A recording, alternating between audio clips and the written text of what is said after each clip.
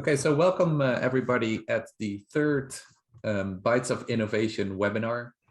A little bit of background about the webinar series. It's a deep dive into the future of medicine, and we do this with renowned experts such as researchers, physicians, investors, and lawyers. We do this webinar every other week on Thursday, so we have one today, and we'll have one in 2 weeks, and so on. The concept is 15 minutes of presentation by the expert and followed by 10 minutes of Q&A, which is moderated by Aline, who is the medical director at SecMed, and by me. So make sure to put all your questions in the chat box so that we can discuss them afterwards.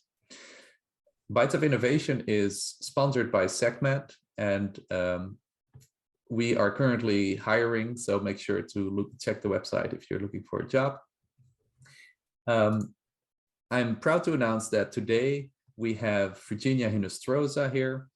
She is a life science researcher at Stanford. She's also the co-chair of the Trainee Diversity Committee at Stanford University's Radiology Department.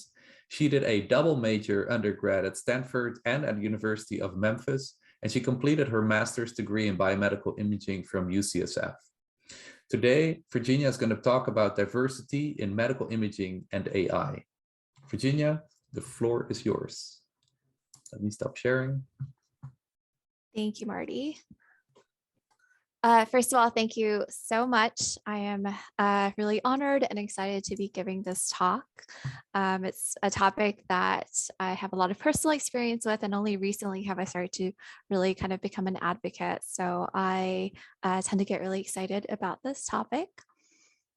Okay, so just to start, I want to give a very brief background on myself. As Marty kind of mentioned, I have a very non-traditional background and route to medical imaging. My first undergrad was actually in history. And after I graduated, I was a Bay Area native, so I actually wanted to explore, and I moved to Memphis, Tennessee, which is the picture you see here, right on the banks of the Mississippi. And while I was there, I spent a lot of time at St. Jude Children's Research Hospital in different capacities, both work, volunteer, in a lab. And so I really credit that institution with kind of switching me over to the science side. In 2015, I became a researcher in the cardiovascular imaging division at Stanford and have been working on a lot of aortic work. And around 2018, 2019, I got a master's in biomedical imaging, as Marty mentioned, from UCSF, basically because I wanted to understand the technical side of imaging. And then when I returned, one of the things that has been very prominent on my prominent for me has been being a co-chair of the diversity committee, which is led by Heike Daldrup-Link, who's amazing. And in this capacity, we've taken part in a lot of diversity initiatives and conference, both at Stanford and for a wider audience. And I'm currently in the process of launching a podcast so we can talk a lot about these diversity issues, specifically in medical imaging. So just a brief outlook of what I'll be covering today. I'll be doing a very, very quick primer on what diversity, equality, and inclusion mean. I'll be going into like my motivation in doing this work and why I think it's important. We'll try to give a very quick snapshot of how we're doing in that medical imaging field in terms of diversity and inclusion. And nowadays, you really can't talk about radiology and medical imaging without bringing up the topic of artificial intelligence. So I think this is a really important topic that we should all really start talking about in terms of diversity. And at the end, I want to give people tools and resources on what we actually can do, both in whatever capacity, whether it's in your personal life, whether it's 15 minutes a week, or if you're in a leadership position and have the means to do a little bit more. Okay, so we'll start with our primer, Diversity, Equity, and Inclusion 101. So what exactly are we talking about when we use the terms diversity, equity, and inclusion? In the simplest terms, diversity refers to all the ways that we are different. And this actually is kind of an umbrella term that covers a lot of different categories and identities that includes sex, gender, orientations, race, and ethnicity. Those are the kind of the parameters that people talk a lot about, I think, because they are what we see and are more familiar with. And also they're slightly easier to get numbers on. But we also want to think about diversity as including like able-bodied and disabled, different social backgrounds, different economic and geographic backgrounds. It does include anybody who's underrepresented, represented, as well as anybody who's disadvantaged. And of course, there are many other identifiers, and these also overlap and intersect when we're out in the real world. When we talk about equity, we're talking about trying to give everyone a fair shot, whether it's in education, job opportunities. So we're talking about what can we do to level the playing field to give people an equal shot at something. And inclusion means that we want to make sure we get as many of the stakeholders and representatives to a table when important decisions are being made. I do want to acknowledge that people that attend these talks tend to come from a self-selecting crowd, but there are a lot of colleagues and other people out there who are going to ask us like, wait, aren't we there already? This is America, land of the free, equal opportunity, meritocracy. And they often use Obama as an example. If Obama can make it to the presidency, then anybody can do anything. And it's true that we've come a really, really long way, but I think it's become more apparent over the past couple of years that we still have a lot of bridges to gaps, and not everyone has the means to do everything that they want to do. And I think everybody, for the most part, people are supportive of these ideas, and they support ideas, initiatives that they consider to be fair. But I think we hit road bumps whenever people's unconscious bias comes up, when their blind spots come into play. And a perfect example of this actually happened recently when a deputy editor of the Journal of American Medical Association took part in a podcast in which he stated that structural racism does not exist in medicine, a sentiment that was then publicized through the official JAMA Twitter account. When I first read this, I was like, they're clearly going to discount that, but no, this was actually something that they were kind of publicizing as like, let's talk about how this doesn't exist anymore. Big oversight. And ultimately, both the deputy editor and the editor-in-chief resigned. And so I think this shows that even in the medical field where there is a lot of altruism, there are still blind spots, and there is still a need to start having these conversations, which is why we have articles like this. This actually came out about 6 months before the podcast did. And so it's important to really engage with these topics so we can learn how to have these hard and admittedly uncomfortable conversations. I do want to say that we are products of our environment, so we are going to have bias. We all have them. Even myself, as a person of color, as a minority on many levels, I have biases, and I still have blind spots that I'm still being kind of learning about. Just to define what a bias is, it's any sort of prejudice in favor or against someone, something, or a group, especially when you start comparing it to another group. And I want to be really careful to say that we should expect bias. It's just kind of part of human nature. It's going to happen as we go through life and acquire experiences. I'm not saying it's okay, but when I say we should expect it, I want to really take away the stigma and the defensiveness that comes with this word whenever we bring it up, whether it's in our personal lives or at work. So again, it's just any preconceived notions that we may have picked up along the way, whether we realize it or not. And this could span all sorts of topics, whether it's how someone looks, how old they are, where they come from, what language they speak. There are a lot of like unspoken indicators that will trigger these. So we just need to be aware of these. I found this really cool site where you can actually kind of engage and figure out what biases you hold from the Texas Medical Center Implicit Association test. So the link is right there. So why is this important? Take a step back. Needless to say, 2020 was a really rough year for everyone. And it brought a lot of these diversity related issues to the forefront. None of these were really new, but what was new is that it seemed like we had a much bigger audience that understood that increasing awareness to actively promote diversity, equality, and inclusion in all spheres was really important, including in our workspaces. So why is why are diversity matters important in medical imaging? To be really honest, when I first started to think about this, I was a little skeptical because on the surface level, I think radiologists and medical imaging we tend to think of ourselves as like, oh, we're just in dark rooms, we're squirreled away in basements. Do these issues really make it to those arenas? But the more I thought about it, it is really important. And I think a colleague summed this up because all roads lead to imaging. Radiology and imaging is really, really unique in that we are involved in all areas of subspecialties. Every single clinical subspecialty has some sort of imaging that they have to engage with and get to make a final diagnosis a lot of times. And we're involved at really integral decision points, whether it is diagnosis, treatment planning, long-term surveillance of items. We are involved throughout the whole spectrum of the patient care.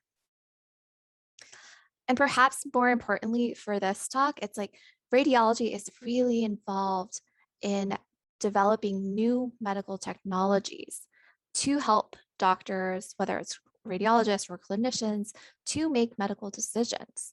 So we need to like actively be involved, be mindful of how these diversity issues funnel their ways when we're designing these new technologies.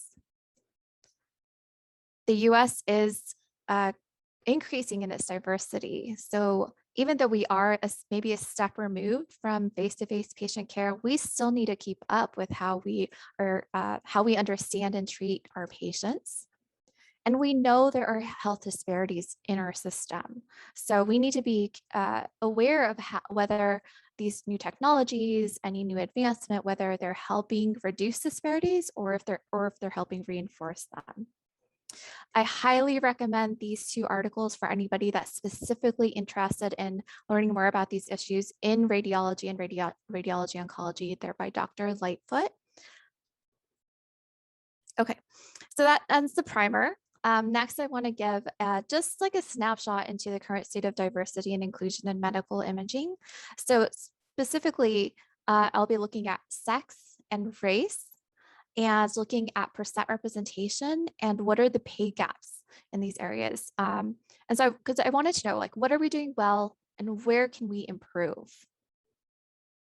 So I'll start with sex. So what I did, this is by no means like an official ready to publish analysis. It's just something that I was curious about. So I went on zippia.com that collects a lot of information about careers and job titles. And I looked at a couple of different positions. On the clinical side, I looked at data for clinical radiologists and interventional radiologists. On the technical side, I looked at image scientists, medical physicists, and the closest thing I could find to machine learning specialist was artificial intelligence specialist. So remember, in an ideal world, we would want to see approximately 50% representation of both sexes.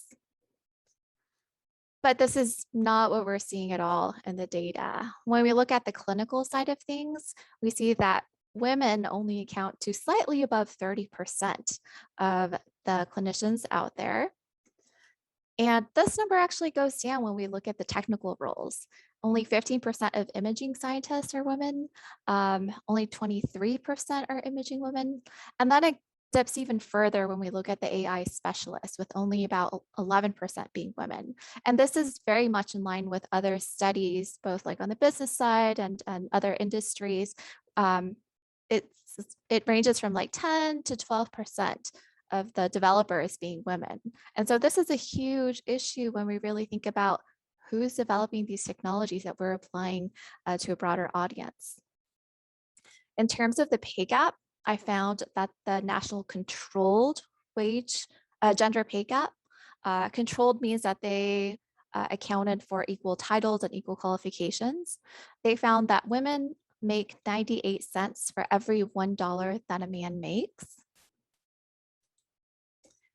And when we look at the actual numbers, we see that women in clinical are actually making far less than that. Are making 86 cents for every $1 that a man in clinical is making. On the technical side, women are doing a little bit better, but it's still less than the 98 cents that we see on the national levels.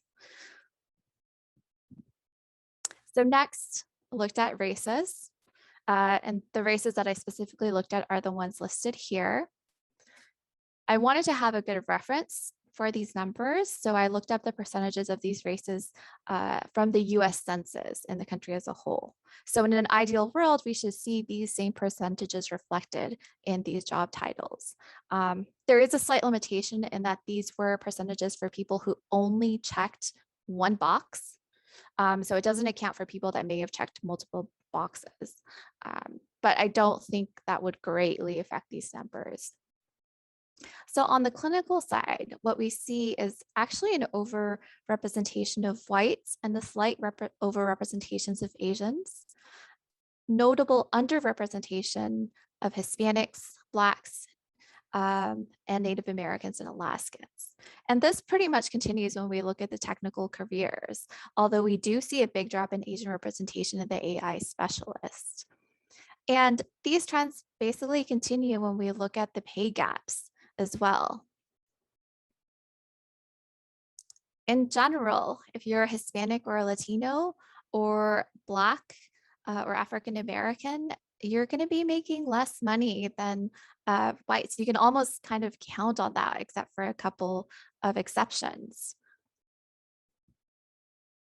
So that's kind of gave a little snapshot. I think in general, we can kind of see there's still a gender gap that needs to be addressed, and we need to be really, really careful about the pay gaps as well. So kind of going to switch gear a little bit and focus more about diversity in medical artificial intelligence, because this is such a hot topic and it's really an explosive field. Full disclosure, I am not a computer scientist, engineer, coder, programmer. So this graphic was actually really, really helpful to me to really help understand the AI kind of what's out there and how things relate to each other. I am sure most of you could explain the field of AI and machine learning better than I can. So I'm going to simplify and say that AI is a field in which we are instructing computers to perform specific tasks that historically required human expertise. And we're doing this by providing it with enough data so that it can kind of learn on its own. In medical imaging, we're specifically hearing about AI being developed with the aim of improving diagnostic sensitivity, specificity, accuracy, being able to detect things earlier, getting better characterization out of the images that we're seeing. Ultimately, we hope this saves radiologists time so they can focus their energies on more important tasks. And there is also the idea that maybe this could even help correct for human biases that radiologists might take into the reading room. And like I mentioned, AI has really experienced an explosive growth in the last couple of years. The first time I attended RSNA in 2015, there were a handful of talks on the subject. 2 years later, the rooms were overflowing. There were multiple screens in the hallways just to make sure people could attend them. So last week I did a very quick PubMed search using just some very basic terms, and you can really see this explosive growth is mirrored in the literature that's being published. Last year, there were over 5,000 articles that were published on this topic. And this year, we're just about to surpass all the number of articles that were published 2 years ago. So there's a great deal of excitement in this area. Which also indicates to me that this is a really, really critical time to start talking about diversity issues in this field. So I want to take a little bit of time and really focus on bias and diversity AI. Um, Sorry, that was not supposed to appear there earlier. Bias in AI is by no means a new topic, but traditionally discussions about AI have really focused on the more technical aspects of it, focused on data sets, making sure they're broad enough, making sure we have enough data points, making sure they're properly labeled. But another source of bias that often gets overlooked is even thinking about who is even able to get imaging in the first place. So this is actually a point that's brought up in this really, really great article. It's soon to be published, and I highly recommend reading this. And I particularly like this article because they define bias in a way that applies both in the technical field of medical imaging and AI, but we can also apply to just bias in our everyday lives as well. So they describe bias as the systematic distortions of data sets, algorithms, or human decision making, and that the distorted outcomes that come out of this make the evidence misleading and often have implications for equity. And I think this image captures it perfectly. So if the data that we feed into our system to train it is distorted in any way, we can expect that the results are also going to be distorted as well. And on a personal level, if we think of our preconceived notions, our prejudices, those often are not a reflection of reality. But that doesn't mean that we don't have them. So we just need to be aware of them. So other sources of bias, the radiologists themselves. The radiologists often serve as the gold standard when we're designing AI systems, and they're heavily involved in the development and validation of these new technologies. So it's really important that we be aware of the biases that they may be subject to. And this includes cognitive biases. In this paper, they list a whole bunch of examples, but just a couple of them would be like radiologists tend to diagnose things that they are familiar seeing, things that they are primed to identify. So they may miss things that they haven't seen before, or they may make decisions failing to take into consideration what's missing from the data. And this can be exacerbated just by everyday things, including our own prejudices and stereotypes, our workloads, distractions. So if we're not aware of these, they can bring these into the AI system that we're trying to implement. But of course, they're not the ones writing the code. Programmers, computer scientists have biases as well. They also can have cognitive biases. An example of this is if someone brings the solution from a previous problem into the new problem because that's what they're most familiar with. It may not be the best solution or best way to handle the new problem, but it's what they are familiar with. And as well, social biases can come into play when when they're considering what variables to include in a system and how to weigh those. And so these are the things that we really need to be mindful when talking about AI and developing these new technologies. So with this in mind, I want to zoom out and look at the whole product development cycle. Because when I see now, keeping all this in mind, are that all these steps are entry points where bias can creep in. And as we continue along these process, they're just going to accumulate and possibly even exacerbate each other. And we'll come back to this graphic in just a little bit. So just a couple of examples of some imaging fails. So if someone had a really cool idea to depixelate a picture, so you take a very pixelated picture and you bring it to high res, and when they tested it out to validate it and they downsize it, it actually looks kind of like the original input. And someone was like, okay, so they fed a very pixelated image of Barack Obama into this algorithm. But what came out was a white man. And we can see here that clearly this is a failure to train data using images of darker, skin tones. Maybe it was an error in the decision making. Something went wrong.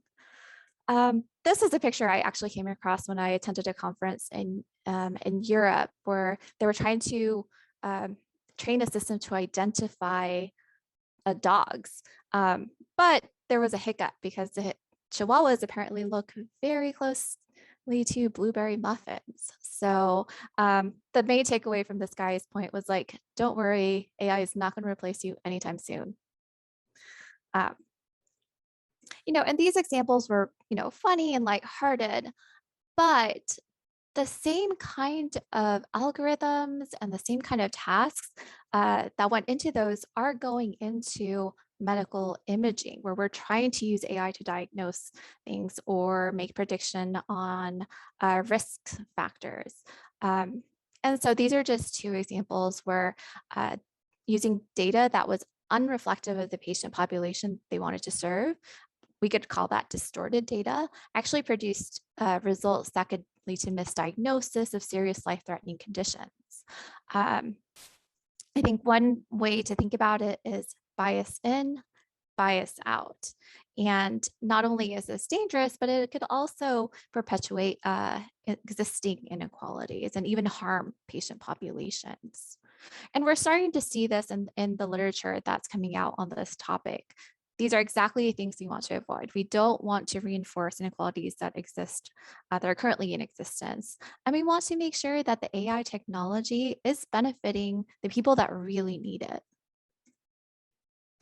Another really interesting example is from this article from the Human-Centered Artificial Intelligence Center at Stanford.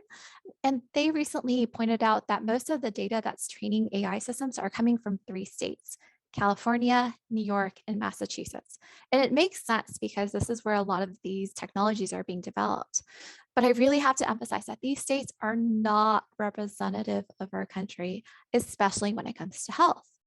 So, for example, if you're someone who's looking into pediatric cancer, you really want to be looking at data, not necessarily from these 3 states, but from areas where this is actually a problem. So we can see here from the map, you want to go after data from Florida, Kentucky. New York is on there, but you also want data from Maine. Or if you're a researcher that's looking at obesity, this is the National Obesity Map, self-reported. So you want to be looking at data from the South. But I also want to caution that national maps often don't capture nuanced information, because this map changes whether you are looking at obesity rates in the Black community and the Hispanic community. So when we're thinking about these, our projects, these technologies, we want to be really, really mindful of where this is going to be applied and who it's serving, and make sure that the data that we're training it on is reflective of that population. Okay, so that was a lot of information I covered, and it can be overwhelming. So I want to really scale it down and leave everyone with just some pointers on what we can actually do to help, help address these issues. The phrase that comes to mind most often when, I want to, when people are like, what do I do? I want people to think global and be aware of these big issues on the broad scale, but act locally on your everyday level. So on a personal level, just a couple of things that we can all do, whether it's for 5 minutes a month or listening to a 15-minute podcast or reading a book, depending on how much time you have. You could definitely reflect and educate yourself. Anything that helps you be more aware of your blind spots is just going to be helpful in general. Get to know different people and coworkers, be more comfortable being uncomfortable. And I think it's very much okay to talk to people, especially when these issues come up, and be like, you know what, I'm new to this topic. I'm probably going to say things that are not right, but I'm here to learn. I'm not here to be right. I'm here to get it right. Learn how to be a good ally. I found this graphic from Peanuts, and I think it just really captures what goes into being a good ally for people that are doing work in this space. Learn about the challenges in your local area. A lot of these issues vary greatly, even within a certain state, even within a certain county. So learn about how you can help address these issues just in your neighborhood. And there are lots of volunteer opportunities, whether it's even just financially supporting an organization that's patching up what we call the leaky pipeline, whether it's helping out in science-related initiatives, getting kids excited about science once a year, twice a year. There are lots of opportunities out there. If you're in leadership and management, I think you have a lot. I get really excited about this, but there are lots of ways you can really advance these issues. Of course, continue to educate yourself, but also you want to educate yourself on what the gaps are in your field and how you can patch those up. So again, you want to be more aware of the leaky pipeline, specifically things like unconscious bias and how that comes into play in hiring practices. Often I tell people we need to resort to non-traditional recruitment methods because a lot of, recruiting women into AI specialties, we're not looking, one, it could be really, really intimidating, but also we may need to convince, someone else who's working in another field that, yes, this is a welcoming field and this is actually a good fit for you. Another part of that is we need to really learn how to be effective mentors and sponsors in general, but also if you're working with underrepresented minorities, with women, someone who's different or has had a different experience, whether it's educational career, mentorship and sponsorship is going to look a little bit different and may require different things from leaders. Of course, you want to set a good example, but also hold people accountable. And this doesn't have to be harsh. Even just nipping things in the bud, if a joke that's done in poor taste, you don't need to send them to HR, but maybe just say, hey, like, that's not really cool. Just be consistent in how you are upholding and being supportive of diverse communities on an everyday level. And a lot of this is going to require challenging the status quo. But I do think people in technology developing new ideas, people in Silicon Valley are the perfect people to do this. This may be the most important slide I leave in this presentation, and there's a lot on here. But I think the most important thing is when we're dealing with these development processes, we need to be asking the right questions at all these points. We need to really be asking who's coming up with the ideas, who is this going to serve, who is designing these, how are we testing them, and really be aware of how we can reduce bias at all these points. And so just quickly to summarize, we should expect bias. We shouldn't be scared by it. Diversity issues are important in medicine, although we do have great areas of improvement. This is a really exciting time for AI, so we need to be really aware of how bias is going to affect it, and we can all take action at any level. And that's it. So again, thank you very much to Martin and Segmen, as well as to Heike, who's been an amazing mentor, and there are many other people that I don't have time to mention. And my contact information is here in case anybody wants to talk about this or get involved. Thank you, Virginia. This was very interesting and very comprehensive also. We do have some questions. So first from Jay, he's interested about the pay gap and the difference in sex differences among professionals. And he wants to know if there's any data for the ratio in medical school or engineering school, and where can we find this data? There is data.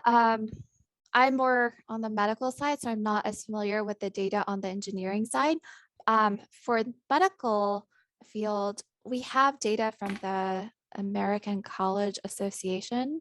It's the organization that manages applications and admissions to American colleges, and they have data on all of this.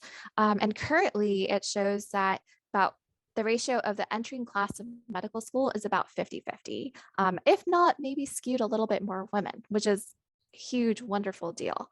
But when they come out, and going off into their specific fields, we are losing, we're not getting as many women as we really should be. Certain fields definitely attract more women, gynecology, obstetrics, and family medicine.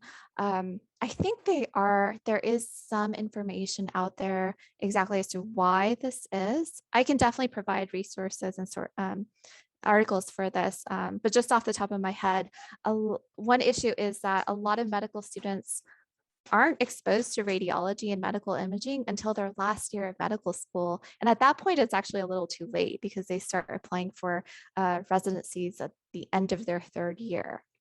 And so by the time they may even realize that radiology is cool and interesting, it's already too late. Another issue, this is more just from like general kind of chatter I hear about the tech world, is that we lose a lot of women who actually make it there, because there are biases in culture, just work culture. A lot of women say they're a little bit far removed from the end user, that it may not be as collaborative or welcoming to them. We could have a whole discussion about the leaky pipeline, because the leaks for women and other minorities actually start much earlier. I have a colleague who's working in this space, and she says that they're losing students at like the middle school level. By middle school, girls are already thinking that they're not as good in science and math as the boys. And that just gets worse as they go through high school and university. So I'd be happy to look more into this. I can definitely provide resources, and I'll look more on the engineering side. Thanks. And another question from myself.